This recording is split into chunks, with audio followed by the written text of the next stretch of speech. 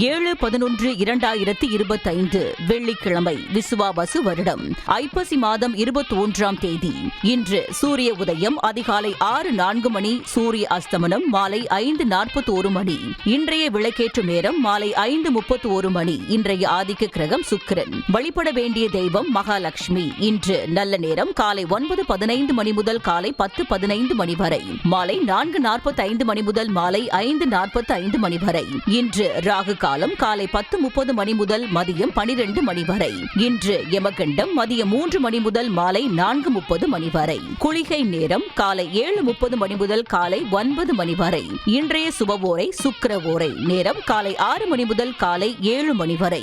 இரவு 8 முதல் இரவு 9 வரை.